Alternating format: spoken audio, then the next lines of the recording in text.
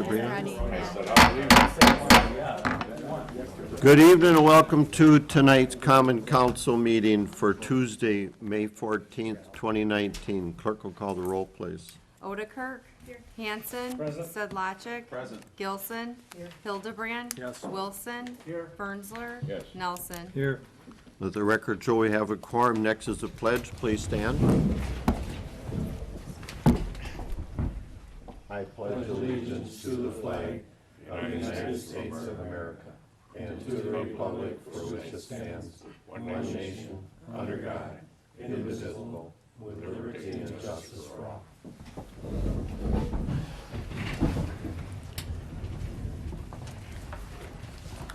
Next item on the agenda is the approval of the consent agenda. The chair will entertain a motion. Motion to approve. Second, Alder Hanson. We have a first and a second. Any discussion? Clerk will call the roll, please. Nelson. Yes. Hildebrand. Yes. Fernsler. Yes. Wilson. Yes. Odekirk. Yes. Hanson. Yes. Sedlacek. Yes. Gilson. Yes. Motion carried. Thank you.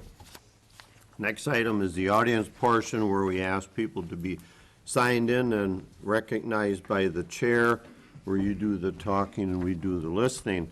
Tonight, no one has signed up.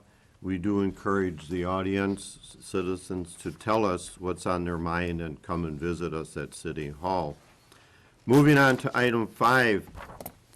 I declare a public hearing open for ordinance number 7, an ordinance amending section 13-1-106 of the zoning code of the city of Plymouth, Wisconsin, by changing wall sign height limitations in the B3 zoning district from 20 feet to 30 feet.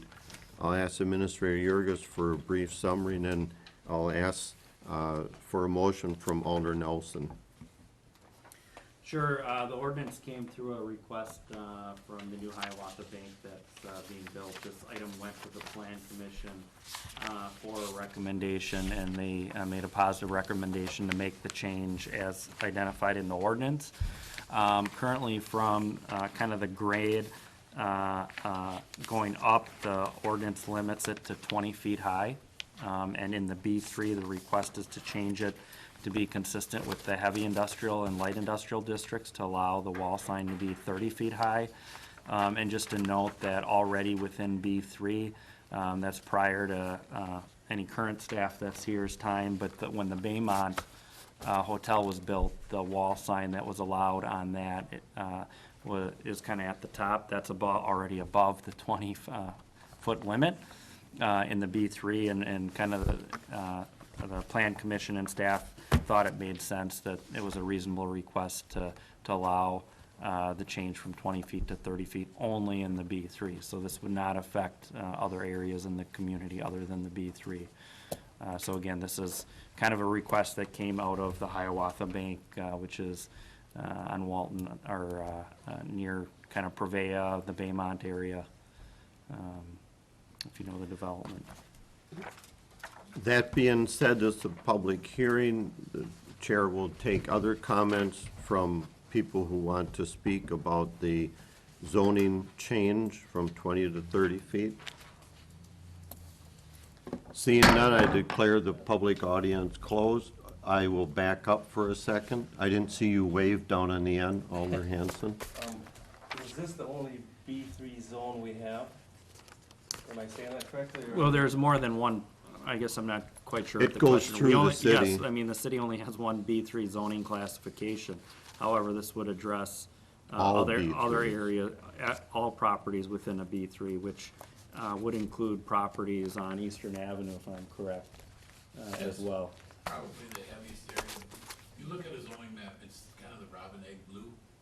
That's our B3 zone, highway business. Yep. So there could be a 30-foot sign asked to be put up in that area too then. But you It- have to, I guess to clarify things, It's- the height was increased so it would look proportional to the building.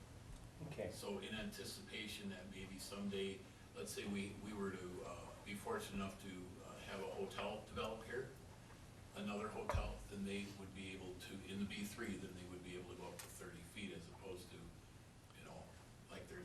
or midsection of the building. Yeah, this is a wall sign, It's- so it's- not it's a on the pole building. mounted sign, this is on the building, just to On the clarify. building. Thank you. It says, yeah, not a monument sign, not a pole sign, on the building. Thank you. Okay? Okay. Any other public statements? I'll do it again. Declare the public hearing closed. Chair will entertain a motion to adopt ordinance number 7 as written, I, or the zoning change, I'm sorry. Jim moved. I'll second it. Okay, we have a first and a second. Any discussion? Clerk will call the roll on ordinance number 7 as written. Hanson. Yes. Furnsler. Yes. Sedlacek. Yes. Wilson. Yes. Gilson. Nelson. Yes. Odekirk. Hildebrand. Yes. Motion carried. Thank you. Moving on to item 6, no items were removed from the consent agenda. The item is not needed. Item 7A, old business. Item A, award bid for the substation number 2 control house and control panels to Keystone Electrical Manufacturing in the amount of $220,094.36. Funds to come from the public Plymouth Utilities capital account. Administrator Yurgis, you want to summarize that for us? Yeah, again, this is part of the ongoing substation number 2 project. Several parts of that project have gone out to bid, and we've already approved. This part of the project is related to a control house and relay panels. We received actually 5 different bids. How it was structured is the ability to either provide a bid on one part of it or both, either the control panel or the relay panel or both. In this case, Keystone was the lowest overall bidder by bidding on both the base bid for the control house as well as the relay panel. SEL actually withdrew their bid for that $36,000, partly because they did not comply with the bid documents or the engineering documents, and so they asked to withdraw their bid. So Keystone is the overall lowest cost in the amount of $220,094.36.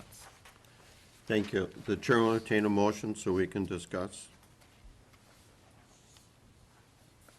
So move Alder Nelson to approve, the award for substation 2 to Keystone Electrical Manufacturing. Second, Alderman Sedlacek. We have a first and a second. Any discussion? Clerk will call the roll, please. Hildebrand. Yes. Nelson. Yes. Wilson. Yes. Furnsler. Odekirk. Gilson. Sedlacek. Yes. Hanson. Yes. Motion carried. Thank you. Item 7B, award bid for the primary clarifier number 13 repainting and repair project to Crane Engineering in the amount of $61,100. Director Austin, please. This is the project that, at the last council meeting, I believe we rejected the bids, because we were at the same time re-advertising for, bids for this work. We did receive 4 more bids, for the rework, and so we're recommending award to Crane Engineering. Thank you. Chair will entertain a motion so we can discuss. Motion to approve. Second, Wilson? We have a first and a second. Any discussion? Clerk will call the roll. Alderman Hanson, did I see a wave Yeah, down there? I'm late in my wave I'm tonight. to give you a paddle or Late something. in my wave. Okay. This company, have we dealt with before? Is this kind of new? No, they've done this work before, and they actually are the ones that did our DO system out there right now. Okay.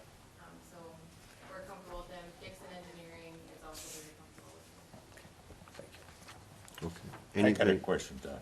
Alderman Fernsler? Kathy, when you look at these bids, did the last 3 companies not want this job? The last, right. I think it's one, people, you know, it depends on if they've come to our site or not, right? So some of the companies aren't local and they didn't do site visits, Okay, I know. Clerk will call the roll, please.